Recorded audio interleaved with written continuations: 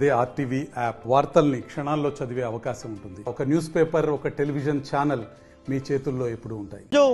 తెలంగాణ రాష్ట్ర కమిటీ పిలుపు మేరకు మంచిర్యాల జిల్లా కమిటీ కూడా కలెక్టరేట్ ముట్టడి చేయడం జరుగుతుంది.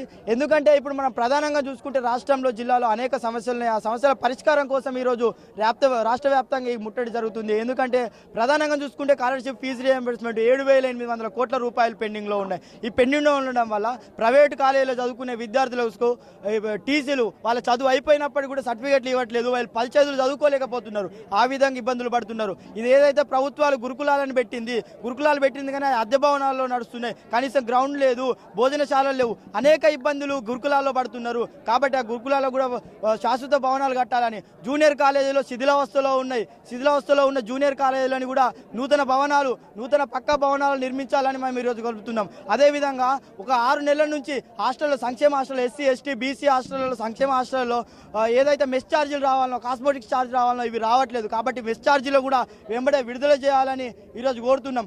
అదేవిధంగా ప్రతి మండలానికి ఒక ఎంఈఓ లేరు, 4-5 ఎంఈఓలతోటే 18 మండలాలు కూడా ఇప్పుడు మెయింటైన్ చేస్తున్న పరిస్థితి కనబడుతుంది. కాబట్టి ప్రతి మండలానికి ఒక ఎంఈఓ పోస్టును, ఎంఈఓని ఖచ్చితంగా ఏర్పాటు చేయాలని మేము ఈరోజు కోరుతున్నాం. అదేవిధంగా స్కూళ్ళలో స్కావెంజర్ అనేది లేదు, స్కావెంజర్ వ్యవస్థను తీసేసారు. కాబట్టి వాళ్ళని కూడా ఏర్పాటు చేయాలని, అదేవిధంగా ఇప్పుడు ఏదైతే విద్యారంగం సమస్యలు ఉన్నాయో ప్రతి మండలానికి మంచిర్యాల జిల్లా సమస్యలు చూసుకుంటే ఏదైతే ప్రతి మండలానికి ఒక జూనియర్ కాలేజ్ ఏర్పాటు చేయాలని, అదేవిధంగా ఒక ఇంజనీరింగ్ కాలేజ్ ఏర్పాటు చేయాలని కూడా ఈరోజు ఎస్ఎఫ్ఐగా మేము ఈ ముట్టడికి రావడం జరిగింది. మంచిర్యాల జిల్లాలో తెలంగాణ రాష్ట్ర పిలుపు మేరకు ఈరోజు ముట్టడి చేయడం జరుగుతుంది. ఎందుకంటే పెండింగ్లో ఉన్నటువంటి స్కాలర్షిప్లు 7,800 కోట్ల రూపాయల బకాయిలు ఉన్నాయి. దాదాపు 6 సంవత్సరాలు గడుస్తున్నా కానీ ఇప్పటి వరకు ఈ ఫీజు రియంబర్స్మెంట్ విడుదల చేయలేకపోవడం అనేది సిగ్గుచేటు అనిపిస్తుంది. ఈ రాష్ట్రంలో ఉన్నటువంటి సంక్షేమ హాస్టళ్లను కానీ గురుకులాల్లో ఉన్నటువంటి పెండింగ్ ఫీజు బిల్లులను కూడా విడుదల చేయలేని పరిస్థితి మేము అడుగుతా ఉన్నాం.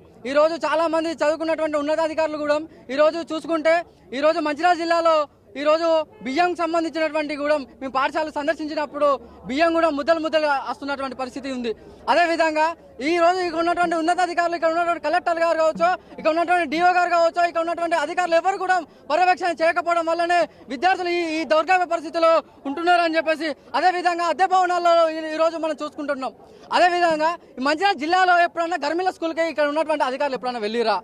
గర్మిల స్కూల్కి వెళ్ళినప్పుడు అక్కడ ఉన్నటువంటి ఎన్నోసార్లు ఎస్ఎఫ్ఐగా అనేకమైనటువంటి సార్లు మేము ధర్నాలు చేసినాం. ఇప్పటి వరకు దాగడాలు లేవు.